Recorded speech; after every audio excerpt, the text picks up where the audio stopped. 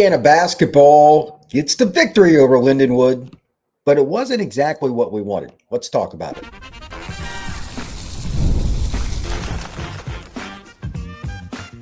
You are Locked On Hoosiers, your daily podcast on the Indiana Hoosiers. Part of the Locked On Podcast Network, your team every day. Welcome into a live post-game show of Locked In Hoosiers. I'm Brian Smith, in for Jacob Goins, who's on assignment, and contrary to other popular beliefs, he is not kidnapped or anything else. He will be back soon, I promise. But I'm Brian Smith. I am an IU grad, huge Indiana fan, and quite honestly, one that's a little frustrated after tonight's performance, but I do have some hope for Hoosier fans. We'll get to that here in a minute, but we're going to have likes, dislikes, the same things that Jacob always does after a game. We're going to talk about the player of the game, but it's not just Tucker DeVries. This is the good news part. We're going to get to that in the middle of the show, and just kind of an overall theme is what I'm going to start with here. Indiana basketball played a team tonight that was inferior to them. I think we all know that. No offense to Lindenwood, but I am a basketball nut. I had no idea where Lindenwood even was. I had Jacob look it up. It's not a good sign. And they came out and they got up 10-0 on them. But then Indiana got really comfortable. Really comfortable.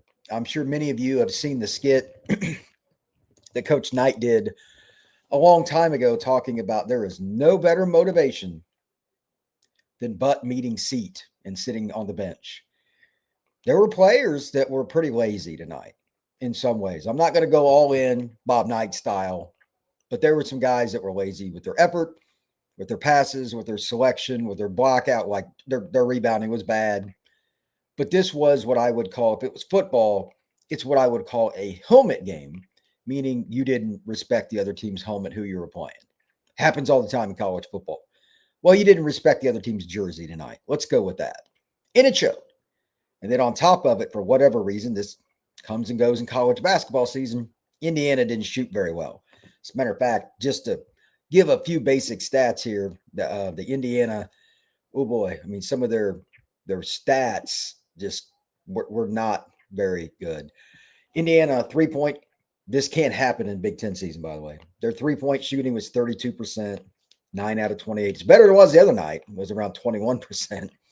But their overall field goal percentage wasn't just nowhere near where it needs to be. 38% against Lindenwood. They didn't hit half their layups. That is a complete definition of a lack of focus. Literally missed over half of their layups. DeVries had one towards the end of the game, uncontested, and didn't come close. I mean, he had 25 points tonight. These are the kinds of things that, again, against a quality opponent or even one that's below average, you miss layups, you lose games. They won 73-53 tonight, but I'm sure that Coach DeVries is going to be like, look, I'm going to go out here to the press conference, say a few nice things, blah, blah, blah, maybe not so nice, but know that we have to start focusing better or we're going to get our butts kicked. It's just true. Indiana was lackluster in many different areas. I decided not to bring my stats in here. The ones that I kept. I literally, at about the 4-minute mark left in the game, I'm like, this show is going to have enough negativity as it is. I'm not going to bring these in here. But the missed layup stat is one I had to bring up. The stat sheet I have is actually slightly off. There was a couple. Sicily hit a layup, hit two actually, but at one point they had them listed as 5 of 14. It should have been 7 of 14. They didn't update correctly, but still, they ended up like 7 out of 15 or 16. I mean, this is a Big Ten basketball team, and that's not about the opponent. That's a lack of focus at some point. Even if you're playing Michigan, you're playing the Boilermakers or whatever, you got to hit those kinds of shots. Now let's talk about players. Good and bad. The bad, for whatever reason, and this we knew this was going to happen, there are multiple guys like Wilkerson right now, can't throw it in the ocean. He was 1 for 7 tonight from behind the arc. He started the season red hot. Indiana rode his coattails, by all means. Tonight he was awful from the 4. He was 4 for 16. 4 for 16. And the only reason he got the one triple is towards the end, DeVries like literally tossed him a pass. They were both wide open. DeVries knows that for this team to do anything in the regular season, especially Big Ten, there's zero chance they're going over that Wilkerson put in the bucket. He literally underhand scooped him a pass and gave him a three that was wide open, and he hit it. And you could tell it was like 1,000-pound weight came off his shoulders. Smart play by DeVries. He's a leader. He hit some really tough shots tonight, and he's player of the game, with the caveat, we'll come back to him in a second. But the most important player tonight, and the analytics show this as well, he's kind of been this way in general. I don't know exactly what this stems from. Maybe it's because they're playing a team that, they had some longer guys, but they weren't super skilled. I mean, you could say whatever you want, but Sam Alexis, when he's in the game, Indiana is different defensively by a million miles. Now, I'm not saying I don't like Reed Bailey, but if you told me, Brian, you can only select one of the two for a Big Ten game, especially like Michigan, a big team, it's not even close. I'll take Sam Alexis because he blocks shots and he's more of a contester near the rim consistently. Maybe it's because he played in the SEC last year. I don't know. But point differential, the metrics and all that, EFF, he's 12.2 tonight. That's pretty good. DeVries was 20.2. Tate Connerway had a pretty good game in that regards. He had 13 or 9.1, excuse me. That's what it's about. You have to be able to create in different ways, and not everybody can be the same. You got to have some balance. So Sam Alexis is probably your best interior defender by a million miles. Your best shooter, obviously, is DeVries, and when he's on, they got a streaky guy. Wilkerson can hit him. Then you have a glue guy. Enright is still fun to watch. He's probably needs to still look at the basket a little more. He hit a nice three from the corner tonight. But Indiana's really streaky. They're trying new lineups. I think Coach DeVries has done a great job with what he has, but this is not a great team, and that's why they're so spurty. Started the game 10-0, but with, I forget what it was, early in the second half, 16 minutes, 18 minutes, they were up like 6-4, something like that. You're like, what is going on? When this team hits a cold spot, it's not like for 2 minutes. It's like for 6. Again, in Big Ten play, we all know there are going to be some nights that are going to be frustrating. This team is very, very, very bad at rebounding. They don't have the size, and I believe they might even got out rebounded for the game tonight, to be honest. Let me see here what the final, for whatever it's worth, the totals sometimes aren't always right. But Indiana ends up with 44 rebounds. That's okay, but it is what it is. Lindenwood had 48. So you got out rebounded by a guy that's followed basketball for 40 years, didn't even know what state it was in. That's not a good sign. You can't fix the height thing. We all know Indiana's a little bit vertically challenged, but there were so many opportunities they missed there, and I kind of want to focus on that for a second. Lindenwood had 19 offensive rebounds. I want you just to think about that for a second.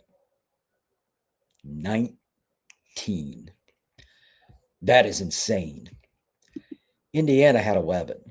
I mean, that's a solid number, but you gave up 19. I don't know.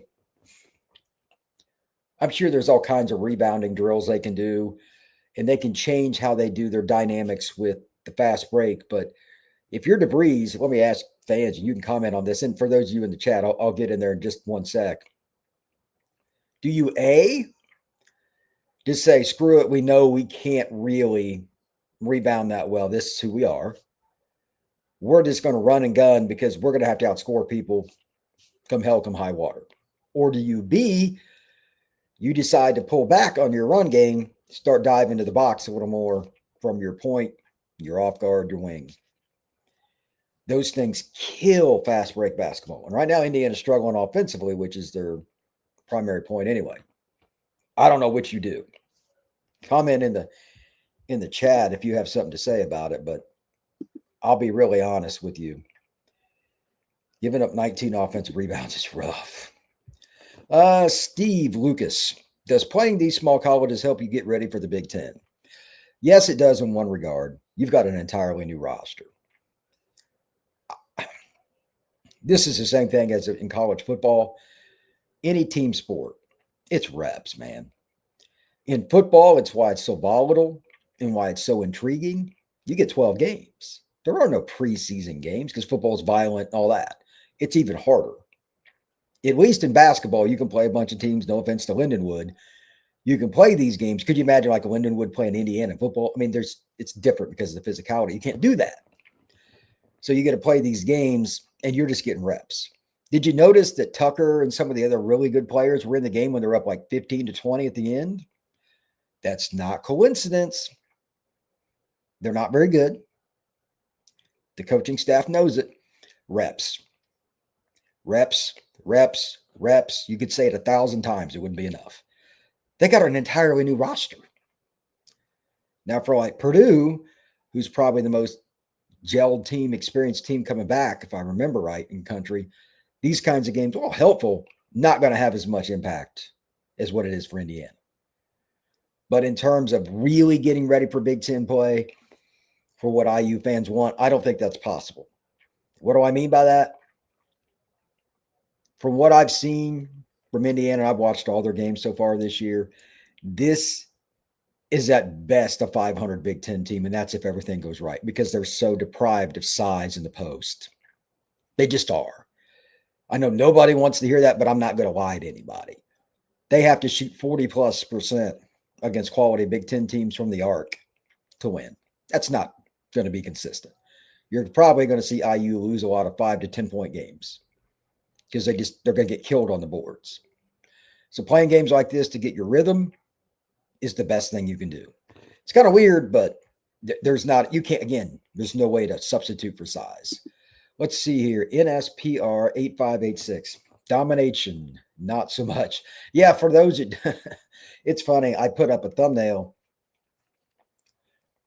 before the game because I figured they would dominate Lindenwood. I mean, why would I not think they're going to dominate Lindenwood? Again, I didn't know what state they were in. For this game to be a 6-point game or whatever early in the second half is a sign of reality. I mean, this roster is completely being rebuilt. And I think Coach DeVries, despite the fact they'll probably be roughly 500 in the Big Ten this year, if they're lucky, he'll be in the top 5 for the Coach of the Year in the Big Ten. I'll tell you right now, again, I know most fans don't want to hear that. I'm a diehard Indiana fan, grew up in Newcastle, Indiana, like the whole 9 yards. Diehard Indiana fan. But I'm also a realist.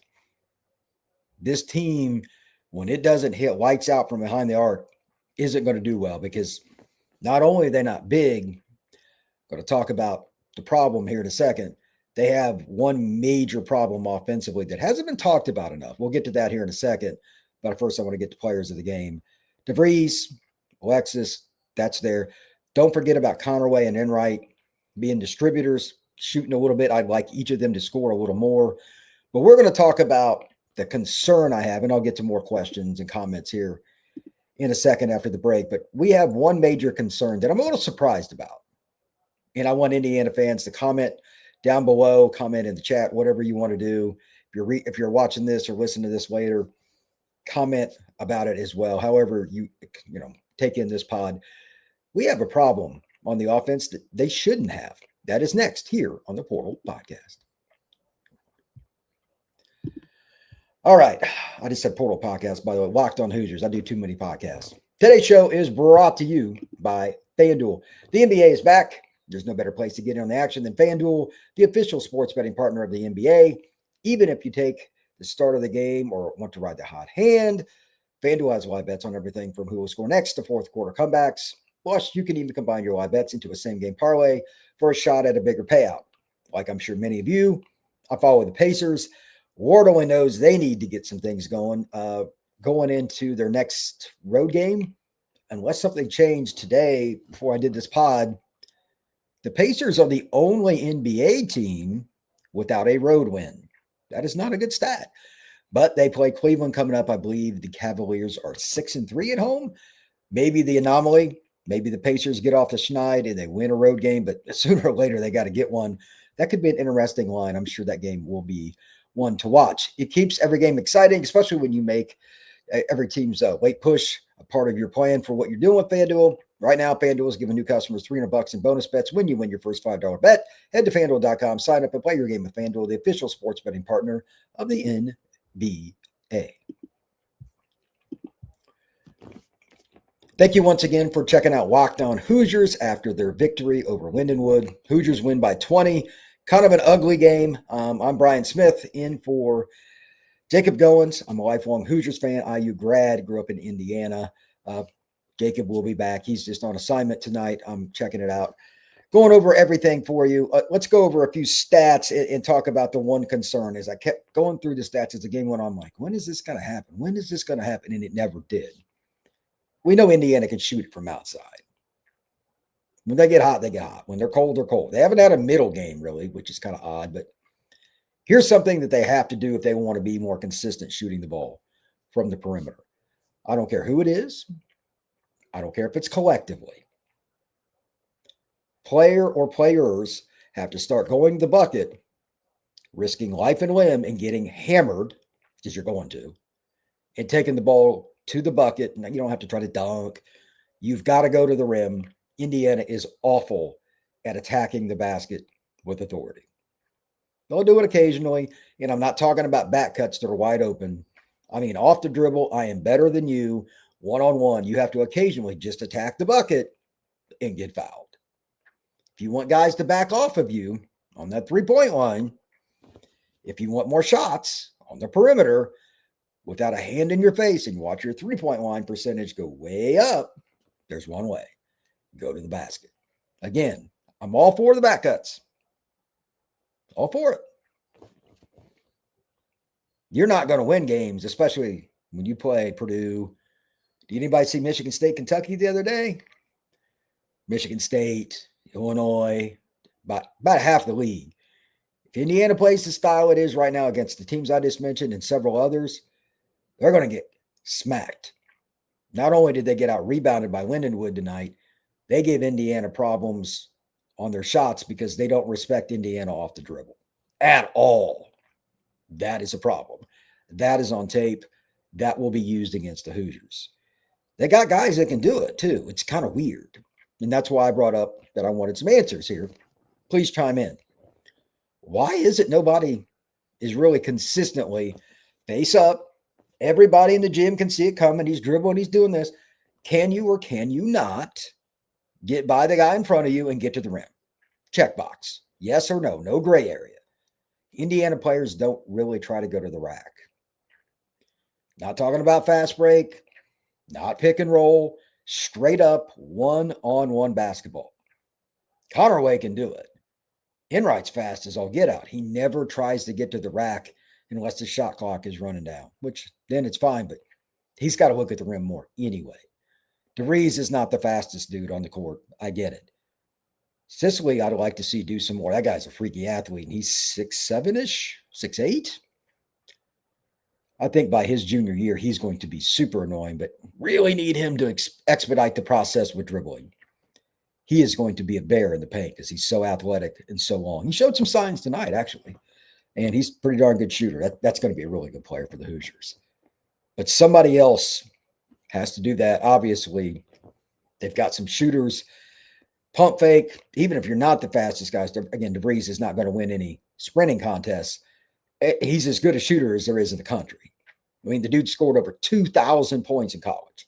I don't care where you play. You put the ball in the bucket that many times, they better become a running when you even just lift your pinky. I think he needs to go towards the rim a little bit more than he does, and he's a very good passer. If they do that, that could be something that Indiana utilizes against teams that, quite frankly, have more size, more talent, more length, more depth, whole 9 yards. This is probably the only year under DeVries they're going to be in this spot.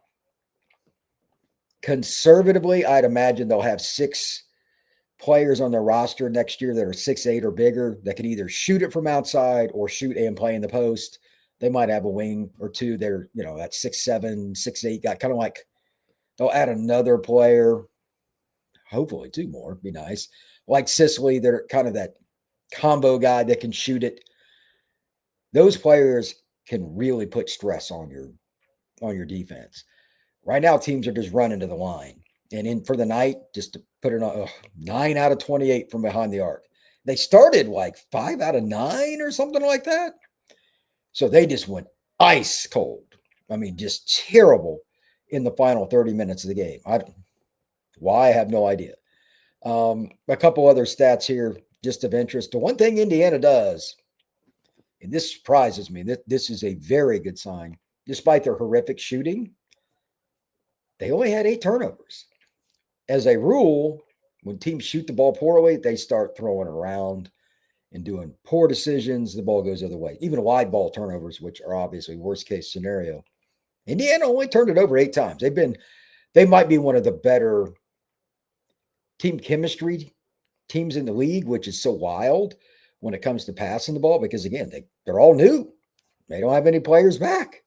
It's so wild to have. I think this is 2 games in a row, if I remember correctly. Under 10, that's pretty impressive. With that, I'll kind of turn it in here towards the chat and just kind of look and see what we got here. NSPR, Sam Alexis is my player of the game. He's the glue guy. How about the block shot for Sam? You could see he was coming down the lane from the opposite side. It would have been his left side of the court, coming across, smacks it off the backboard. Those energy plays like that, and especially in a Big Ten game, in assembly, yeah, that's a big deal.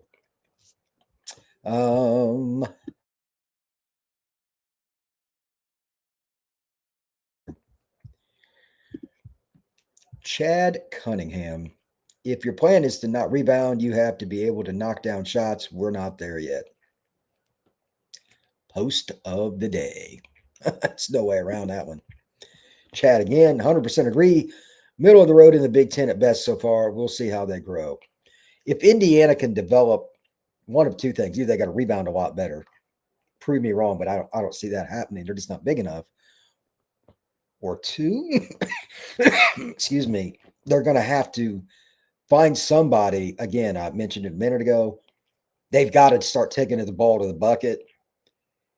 And it's a little bit of change of offense. And the coaching staff's going to, I mean, this is something I say all the time because I cover college football. College football coaches are the most stubborn people on planet Earth. The word change to them is a 4-letter word. College basketball coaches might be the second most stubborn people on earth. But basketball is a more fluid sport. It's a team sport to a certain degree, but football is on a whole nother level. Ad-libbing in football gets the quarterback killed, so that's not a very good idea. If you've got a guy on you, even if you're not the intended scorer on a play, you got to go to the rack. Get teams in foul trouble. It's the only sport you can literally eliminate a player by fouls or whatever. Indiana's got to get to the hoop more. They can shoot it. They shoot free throws at a high clip. If you're going to beat a Purdue this year, a Michigan State, Illinois, if they're going to beat any of those teams even once, out of the teams that finish in the top 5 in the league, Indiana might win 1 game this year, be my guess. Just being honest. Again, diehard Indiana fan, lifelong, grew up on the same street as Steve Alford, literally. Indiana grad, all of that. But I'm a realist. This team doesn't have the size. If you're not getting to the free throw line more than your opponent is even, like, it's got to be about a plus 10 for Indiana in attempts a game for them to beat upper half of the Big Ten. If they're not plus 10 minimum in free throw attempts, it's going to be hard. And that's still with shooting minimum probably 35% from behind the arc because they're not going to score in the post very much. Reed Bailey will make some plays. Alexis will make some plays, but they're not dominant scorers. They're moderate. They wouldn't be dominant players at a lot of other schools. They're good role players, and they do a little bit of everything.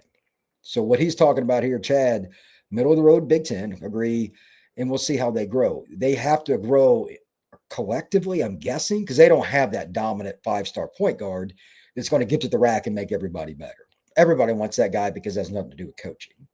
I get it. I'm not saying that's going to be created. However, I do know on the other side of that is something else very, very important. And I'll say this before we go to break, and then we'll finish up with likes and dislikes. That doesn't mean there aren't going to be some situations. Conaway in particular, he's crafty, man. You can slow man basketball it down. You can spin move every night. You can change your moves, and you can still run those back cuts. Indiana's really good at it. They have got to get to the rim, create more fouls, make the other team's post players sit on the bench.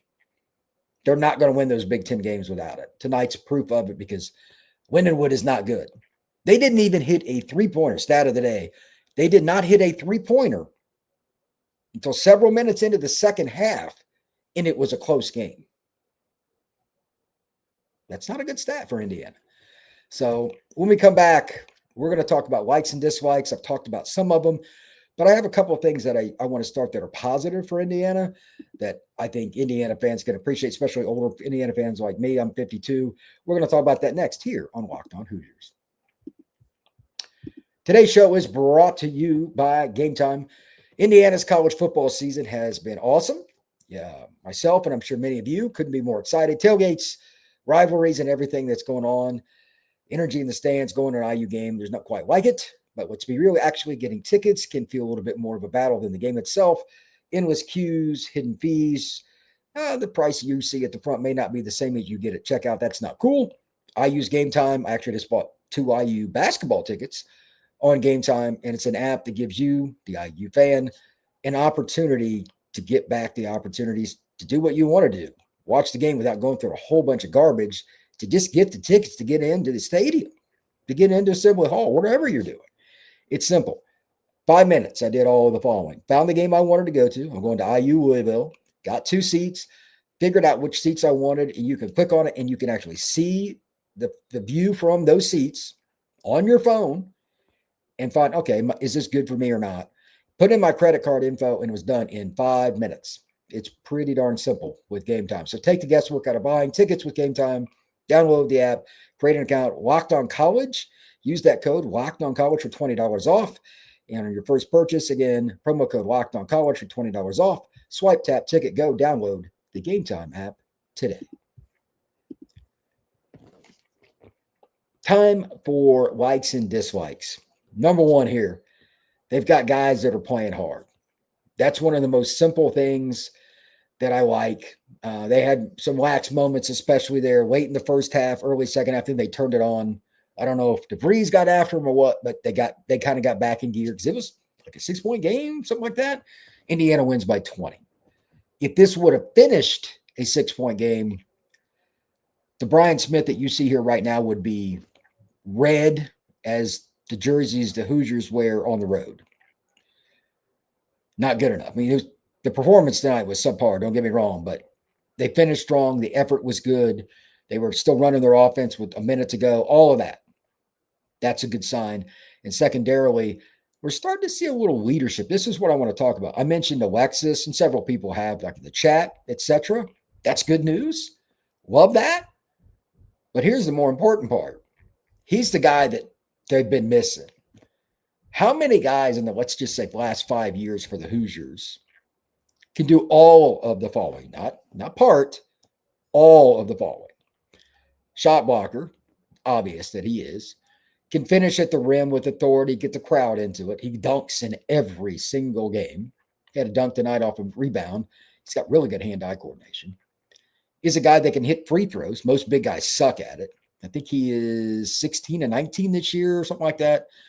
He's a really good free throw shooter. Most big guys over 6'6", not so much. And finally, just plays with passion. Just plays with passion. Having that is not just infectious, it is an injection of energy, especially for that defensive end. Indiana is not a gifted Big Ten level basketball team. They're so-so. That's reality. But when you have a guy like that on the court, it's more likely that the other players around them are going to play hard. And that's the first thing you got to have. If you're not playing with energy, something Coach Knight talked about all the time. Several other coaches around the country. When I was growing up, Katie used to talk about that. Knight used to talk about that. All the coaches in the Big Ten, Tom Davis at Iowa, et cetera, all those coaches did. And when those teams were up or when they were down, energy was probably the biggest thing. Alexis could be the magic elixir in certain games when they're going against teams like Michigan. This is an example. Somebody that's got a big, that's a problem or more than one. It at least gives you a chance. That's a like. Dislike, I don't care how much size you do not have, getting out rebounded by Lindenwood is awful. There's no politically correct way to say that. They were literally out rebounded by Lindenwood tonight and gave up 19 offensive rebounds to a team that I didn't know what state that college was in. For the record, it's near St. Louis. Not good. Not good at all. Another like the energy I talked about a minute ago, it turned into points late. Would have liked them a little earlier, but the execution, weirdly, was pretty decent late. And they hit some shots. Don't know why it was. Indiana's a roller coaster offensively the last couple games. We'll see. And one more dislike. They're probably, I think this is kind of a trend now. They don't have real good communication on the perimeter. I'm being kind here. With switches, ball screens, and all that. Lindenwood missed their first 10 threes, and a few of them were just wide open.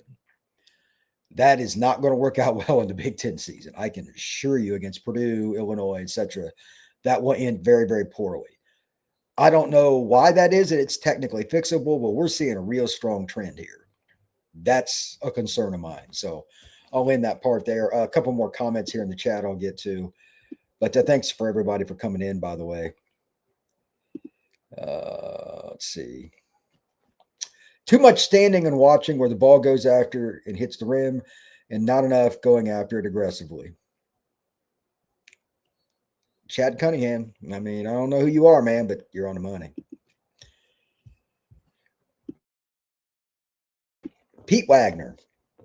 They seem lackluster again tonight. Not a lot of urgency.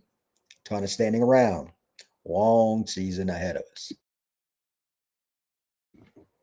I don't know if it's a long season per se, but I think there will be, on average, at least one 5-minute stretch a game.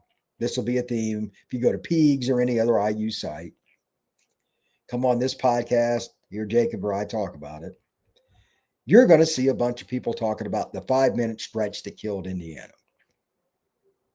This team relies too much on deep shooting. Live by the three, die by the three.